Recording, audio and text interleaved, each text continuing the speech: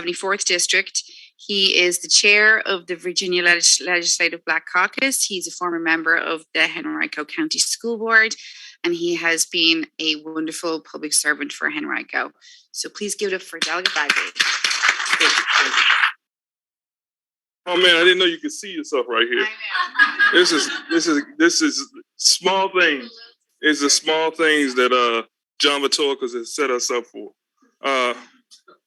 It is good to be with you all. I can recall when it was just this amount of people at our meetings, and so it's good that it's growing even on a what is it, January, February? February. Oh, tomorrow is Valentine's Day. Yeah. Happy Valentine's Day to all of you. And you know, Donald McKeechin, whenever I called him and was a bit discouraged or somebody was questioning your commitment, he would always say, let the work you've done speak for you. And it's hard to get up in front of a group like this that you know most of, and most know the work you put in and have been there with you from the beginning. So it's hard to get up here and talk about justice reform and education and healthcare, and all the things that we have been working on over the last few years. But even when I was on the school board, many of you stood with me and have continued to stand with me as I chaired the Black Caucus, even in our darkest moments. And we had some tough times before we had some good times. But we crossed that road and we were able to get a lot accomplished together.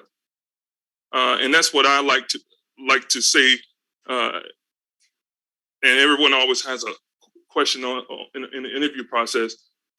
You know, what's your strength? And I think bringing folks together and not being concerned who gets the credit. So that's why it's also tough to stand up before you and say those predatory lenders and those orange buildings and those yellow buildings and those red buildings that were across Richmond and Henrico that are now gone is because of the legislation I put in. And we ran, thank you, Terrell.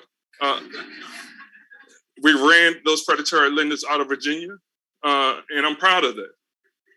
And so, but many of you already knew that. Making sure that Virginia gets its fair share of electric vehicles, which was the biggest piece of legislation for environmentalists like the League of Conservation Voters and Sierra Club and so forth, getting that across the finish line.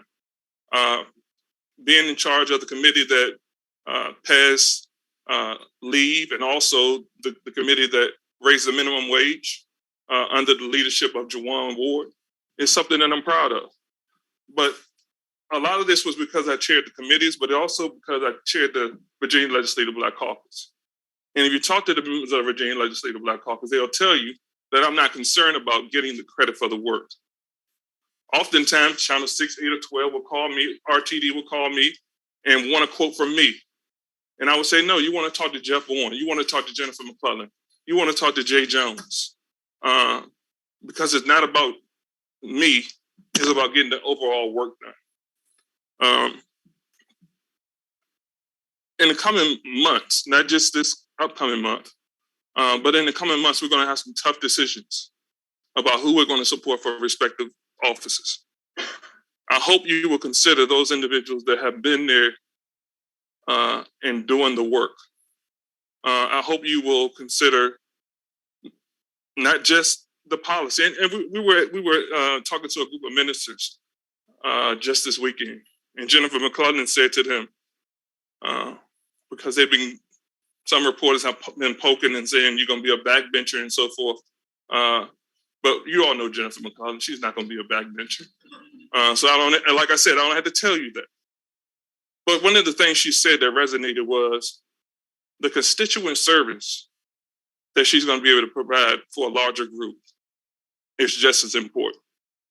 The gentleman that I was able to help his mother move him from what they call the top of the mountain, where he was on a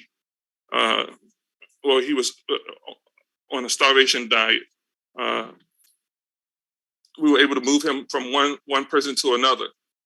And the joy that it brought his mother is the work that we must continue to do. Not just the legislation and the stuff that shows up on the news, that real constituent service that we must continue to provide. And so she said if she doesn't pass another piece of legislation, and I'm quoting her, that constituent service is important. Now, we want to do both. And I think we're going to do both. I think we're going to take back the House. I think we're going to take back the Senate. Matter of fact, I know we're going to take back both. So I'm not leaving the House to go to the Senate because they're in the majority.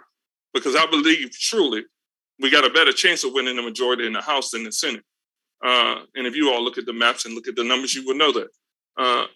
So it's not about moving and running because they're in the majority. It's because I truly believe that there's a real opportunity because I know Henrico. I know Richmond. I represented Charles City. My family's from the line with Charles City and Gravel Hill meet. I know Ashland.